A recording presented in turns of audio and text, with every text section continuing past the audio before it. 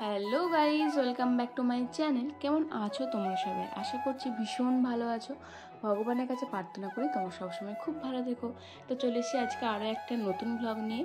তো দেখো, আমি কিন্তু সুন্দরভাবে বেশ হালকা পাতলার মধ্যে রেডি হয়ে গেছি, কারণ আজ ছিল আমাদের লক্ষ্মী মায়ের বিসর্জন। আর বিসর্জনের দিন আর লক্ষ্মী যে দিনে মা মানে বাড়ি আসে লক্ষ্মী পুজোর দিনকে আমরা একটু সুন্দর করে সাজি, মায়ের শাড়ি পরি।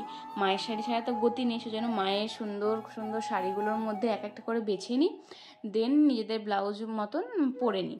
আর এই ব্লাউজটা আমার ছিল, একটুখানি লেস বসিয়ে দিয়েছিলাম বলে আরও সুন্দর লাগছিল লাল পাড় সাদা শাড়ির সাথে। তো তারপরে যে সন্ধ্যাবেলাতে আলতা পরেছিলাম, তবে সেগুলোর ভিডিও কিছু করা হয়নি। আর মায়েরই গয়না পরে নিয়েছি হালকা পাতলা করে। আর এদিকে মেজ দিয়েও সুন্দর করে সেজে নিয়েছে। দেন ও হচ্ছে যে যেহেতু আলপনা দিতে ওর বেশিক্ষণ টাইম লাগে না, 2 সেকেন্ডে সুন্দর করে আলপনা দিয়ে দিতে পারে, সেই জন্য ও আলপনাটাও দিয়ে দিল। এখানটাতেই লক্ষ্মী ঠাকুরকে আনা হবে, দেন বরণ টরণ ওই সেই যা সব কনকাঞ্জলি আর করতে হয় না, সেগুলোই সব করা হবে। আর এদিকে দেখো, আমরা আলতা পড়ছি বলে সানাকেও কিন্তু আলতা পড়তে হবে, সেজন্য সানাও পা ভর্তি করে আলতা পড়েছে। আর এদিকে বড়দিদি মেজি সবাই রেডি হয়ে গেছি। বড়দিদি এবার সানাকে একটুখানি জল খাইয়ে দিল, কারণ ওর তো অনেক কাজ, কারণ ওই সব কিছু করছে, ওই সব কিছু করবে। তো সেই জন্য ও হালকা পাতলা করে সবাই আমরা রেডি হয়ে গেছি। বড়দি বলছিল যে সাজবো না, আমরাই জোর করলাম যে সাজ, একটু যদি ওই ভিডিও ফটো তোলা হয় সেই কারণে। তো চলো তোমাদেরকে একটু শেয়ার করে। এই দেখো আলপনাগুলো কত সুন্দর ফুটে গেছে বলো তো, দুদিনের মধ্যে কি সুন্দর ভালো লাগছে। আর মায়ের মুখটা দেখছো পুরো জল জল করছে, কি মিষ্টি মুখখানা, দেখলে মনে হবে যেন তাকিয়েই থাকি তাকিয়েই থাকি। বেশ এই কদিন 5টা দিন ঘরটাকে বেশ আলো করেছিল, মানে দুঃখের মধ্যেও ঘরকে আলো করেছিল মা। সব কিছু মানে বেশ একটু আনন্দ মজা লাগছিল। এই কটা দিন সবাই যাওয়া আসা করছিল, বেশ ভালো লাগছিল আর কি। আর এদিকে আমাদের পাকা বইটা দেখো, ও মানে ওর প্রণাম করার ঠাকুরকে ডাকারও শেষ নেই। মানে কি যে আবার মুখেতে বিড়বিড় করে বলবে তোমরা চিন্তাও করতে পারবে না। বলবে মা মাগো মা মাগো, এরকম করে যে কতক্ষণ ধরে মুখে বিড়বিড় করতে থাকবে তার নিচে। আর দেখো চলে গেছিলো, আবার ঘুরে এসছে প্রণাম করে বলে। মানে ওর মানে কতবার যে দিনে ও প্রণাম করতে আসে তুলসী মন্দিরে আর এখানে মায়ের কাছে, চিন্তা করা যাবে না। প্রচুর প্রণাম করে, প্রণাম করতে ভীষণ ভালোবাসে। একদম শুধু যাতা প্রণাম নয়, মাথা নুয়ে হাঁটু গেড়ে প্রণাম করে এরকম। তো মোটামুটি সবাই আসছে যাচ্ছে, সবাই দেখছে। আর মা বড়দিকে বলছে তাড়াতাড়ি নে, কখন করবি, কারণ আমাদের ঠাকুর বিসর্জন হবে, দাদাদের হবে, ওই দিকে দাদাদের কাকুদের সবারই হবে। তাই আমাদের যেহেতু কেউ নেই, অন্যবারে প্রচুর লোকজন আসে, খিচুড়ি টিচুড়ি খাওয়ানো হয়, আমার বাবা খাওয়ায়। মেজ দেয়ারে সবাই ভাগ দেয় যে আমি খিচুড়ি খাবো, বড়দি বলে আমি এই দাম দেবো, সেটা মানে এরকম হয়। কিন্তু এবছর যেহেতু সেরকম কিছুই হচ্ছে না, খাওয়ানো আমাদের আর খাওয়ানো হবেও না, বাবা নেই যেহেতু, আর এসব হবেও না। তো যাই হোক, তো তখন অনেক লোকজন থাকে, তো দরকার পড়ে না অতজনকে, কারণ সবাই থাকে, তো সেই কারণে ঠাকুরও বের করে নিই, বের করতে অতটা অসুবিধা হয় না। আর এখন এই ঠাকুর ঘরের ভেতরে হয়েছে, তো সেজন্য একটু অনেক অসুবিধা হয় যে ঠাকুরটাকে বের করা নিয়ে, কারণ ছোটোখাটো ঠাকুর ঘরের দরজাটা না, ওটার জন্য একটু প্রবলেম হয়। তারপরে এইদিকে এই সরু পাড়া সিঁড়িটাও হয়েছে, ওটার জন্য একটুখানি ওঠা নামাটা কষ্ট হচ্ছে। যাই হোক, আস্তে আস্তে করে সব কিছুই হয়ে যাচ্ছে। এই যে দেখো আস্তে আস্তে করে বেশ হয়ে গেল। ঢোকাতে যতটা কষ্ট হয়, কিন্তু বের করতে ঠাকুরটাকে অতটা কষ্ট হলো না। নালে কিন্তু যখন মাকে নিয়ে যাচ্ছিলো বাড়ির ভেতরে, তখন কিন্তু অনেকটাই কষ্ট হচ্ছিল। তো যাই হোক, আর এদিকেতে এই যে আমাদের ঘরের দিকে মুখ করে মাকে বসিয়ে দেওয়া হলো। এরপরে আমরা সবাই এখন প্রণাম টনাম করে নেবো। আর দেখো দেখো আমি করছি তো ওকে করতে হবে, মানে মানে কাউকে প্রণাম করা দেখলে ওকে ঠিক করে নিতেই হবে আগে। তো তারপর এদিকে দাদাদের আমাদের আগে ওই বরণ টরণগুলো হয়ে যাবে, দিন হচ্ছে দাদাদের হবে। এদিকে মা একটু ধুনো টুনো দিয়ে দিচ্ছিলো, আর আমি দিকে বসে বসে দেখছিলাম। তো চলো এরপর একটু ভিডিওটা ওই মানে তাড়াতাড়ি করে দিচ্ছি, হ্যাঁ কেউ কিছু অত মনে করো না, কারণ এগুলো দেখতে অতটাও ভালো লাগবে না। ওই প্রথমে গায়ে দিয়ে জল টল দিয়ে দিতে হয়, মানে এইটা কি বলতো একটু খারাপ লাগছে, কারণ মা আগে এসব করতো, আর মা সব জানে। আর আমার পিসিমণিরাও আসতো, পিসিমণিরা সব মাকে বলে বলে দিত, আর মা না করতো। কত ভালো লাগতো মা যখন ওই লাল পা সাদা শাড়ি পরতো, বাবা থাকতো, বাবাকে ওই ধুতি পরে গেঞ্জি পরে কত ভালো লাগতো। এই তো সেদিনে সব কিছু ঠিকঠাক ছিল, দেখে মনে হচ্ছে যেন, শুধু মনে হচ্ছে না এই তো সেদিনে সব কিছুই ঠিকঠাক ছিল, কেন এরকমটা হয়ে গেল, মানে কেন এরকমটা হয়ে গেলো, শুধু মনে হচ্ছে না এতটা অবাস্তব ঘটনা আমাদের সাথে ঘটে গেছে, যেটা জীবনেও কোনোদিনও কল্পনাও করতে পারি না এত তাড়াতাড়ি ঘটবে এটা আমাদের সাথে। তো যাই হোক, তাই বলি যে মানুষের জীবনে কোনো দাম নেই, আজ আছে তো কাল নেই, এরকম হয়ে যেতেই পারে। এই আজকে আমি ভয়েস দিচ্ছি, হয়তো ভয়েস দিতে একটু পরেই আমার হয়তো কিছু হয়ে গেল, এরকম আর কি। মানুষের জীবনের কোনো দামই নেই। তো যাই হোক, এদিকে মানে দিদি বরণ টরণ করছে, মন তো খারাপ ভীষণই হচ্ছে, কিন্তু কিছু করার নেই, কি আর করা যাবে।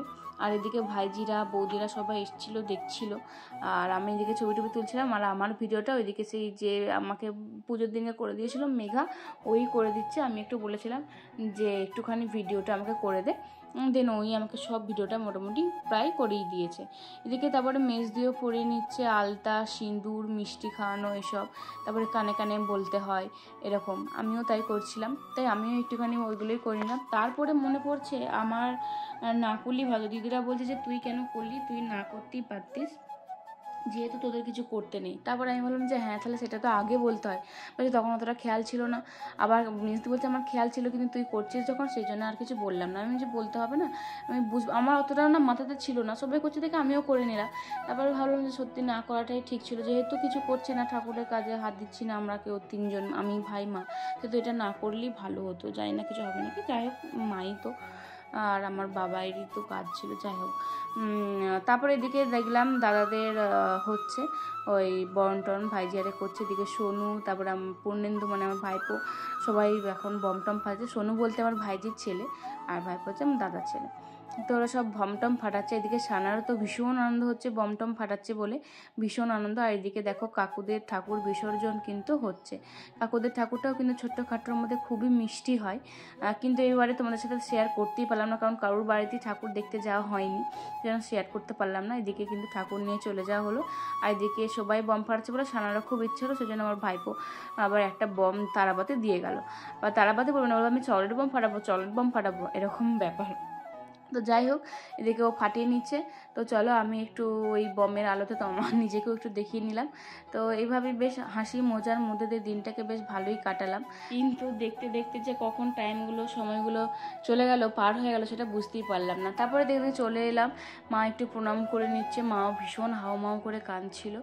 কি করবে বলো, মায়ের কষ্ট আমরা কেউ নিতে পারবো না, মাই জানে মায়ের ভিতরে কি হচ্ছে। তো মা এদিকে, আর এখানে মানে মায়ের, আমাদের এই যে লক্ষ্মী মায়ের কাছে একটা ফুল ছিল, বেলপাতার ফুল ছিল, সেই ফুলটা এত সুন্দর করে যাবার সময় দিয়ে গেল, চিন্তা করতে পারো, ওটা পড়ার কোনো কথাই ছিল না। মা একভাবে একটা ডাক ছিল, তো তখন ফুলটা এমনভাবে মাকে দিয়েছে, চিন্তাও করা যাবে না। তো সেটাই আমরা নিয়ে নিলাম। দেন এখন মাকে এখন বিসর্জন দিতে যাওয়া হচ্ছে। আমাদের দাদাদেরটা বিসর্জন হয়ে গেল, সেটা তোমার সাথে শেয়ার করতে পারলাম না, এরপর আমাদেরটা হচ্ছে। তো চলো যাই। আর এখানটায় যে বললাম না বাবা থাকলে আলো দিত, কিন্তু এখানটাতে এবারে আলো দেওয়া হয়নি। তো টর্চ লাইট আর বমের লাইটগুলোই জ্বালাছিলাম। বমগুলো প্রচুর ছিল, কিন্তু বমগুলো সেই সময় আর ধরেনি, কি বলবে বলো তো যাতা। তো দেন তারপরে যে সবাই মিলে যা হচ্ছে, আর পুকুরের কাছে প্রায় চলেই এসে, যেহেতু এখানে পুকুরের রাস্তাটা একটুখানি খারাপ, যাওয়া আসাটা একটু গোলমালে হয়ে যায়। তো এই যে মোটামুটি এখন ভাসিয়ে দেওয়া হলো। আবার এসেও মা, তোমারই অপেক্ষায় থাকবো, আসছে বছর আবার হবে। আশা করছি একটু ভালো করার চেষ্টা করব, জানি না কতদূর কী করতে পারবো, বাট চেষ্টা করব অবশ্যই। তো তোমরা জানাবে যে প্যান্ডেল করে বেশি ভালো হচ্ছিল নাকি আমাদের ঠাকুর ঘরটাতেই মাকে বেশি সুন্দর লাগছিল, তাহলে সেটাই পরের বছর করব। প্যান্ডেল করে, তোমরা যদি বলো যে প্যান্ডেল করে ভালো লাগছে, তাহলে প্যান্ডেল করে করব। আর যদি বলো যে না ঠাকুর ঘরটাতেই ঠিক লাগছে, সুন্দর লাগছে, তাহলে ঠাকুর ঘরেতেই এবার করবো। তো যাই হোক, আর এটা ছিল আমাদের দাদাদের একটা ঠাকুরের প্রতিমা আর কি, সেটাও বিসর্জন হয়ে গেল। এটাতে দুটো পরি থাকে, সেজন্য মানে প্রত্যেক বছর ওই হাতে মাথায় করেই সবাই মিলে বাঁশ টাঙ্গিয়ে নিয়ে যায়, কিন্তু এবছর দাদারা যারা করেছে তারা কামারপুকুরে থাকে, তাদের ট্রলি ফলি ভ্যান ট্যান ছিল বলে তারা ভ্যানে করে সব কিছু নিয়ে গেল। বেশ এরকম করে হয়ে গেল। আমাদের আসছে বছর আবার হবে। সেদিনকে সেইবারে সবার ঠাকুরগুলো ঘুরে ঘুরে দেখাবো তোমাদের। তো যাই হোক, এরপরে যেহেতু দাদারা খিচুড়ি খাওয়ানোর নিমন্ত্রণ করেছে, খিচুড়ি খাওয়াচ্ছে, তো চলো এরপরে খিচুড়ি খেতে যাব। খিচুড়ি খেতে খুব একটা পছন্দ করি না, কিন্তু তাও, আর মা তো কিছুতেই যাবে না। মা আগেই বেরোতে চাইছিল না, আর এখন তো একদমই বেরোতে চাইছে না, দাদাদের বাড়িও যেতে চাইছে না, বলছে না যাবো না, আমার ভালো লাগছে না। কিন্তু আমরাই জোর করলাম যে চলো। আর তারপরে মা খিচুড়ি খেতেও খুব একটা ভালোবাসে না, একদমই ভালোবাসে না। তো তাও মাকে জোর করেই নিয়ে গেছিলাম যে কি খাবে না হলে রাত্রেবেলা। তারপরে মায়ের পরের দিনকে কি ছিল, একাদশী না কি ছিল বোধহয়, তাহলে খেতেও পারবে না, নাকি কি ছিল কে জানে, যাই হোক একাদশী ছিল মনে হয়। তারপরে ছিল যে খিচুড়ি খেয়ে কী করি থাকবো, খিচুড়ি তো খেতে পারি না, আবার পরের দিনকে পুরোটাই একাদশী মানে কিছুই খায় না, শুধু সাবু খায়, সেই কারণেই বলছিল। তো যাই হোক আমরা কিন্তু দাদার বাড়ি চলে এসেছি। এখানে কিন্তু লাইট আরে দেওয়া হয়েছিল, প্যান্ডেলও করা হয়েছিল, কারণ বললাম না আমাদের বরুণ দাদাদের 6 বছর পর এই পালাটা এসেছে ঠাকুর প্রতিমা তোলা, তো সেই জন্য একটু বেশ জাঁকজমক ভালো করেই করেছে আর কি। তো এসে বসলাম, এই যে হাফ প্যান্ট পরা একটু আমার বাবার মতন একটু ভুঁড়ি পেট আছে, সেটাই হচ্ছে আমার বরুণ দাদা।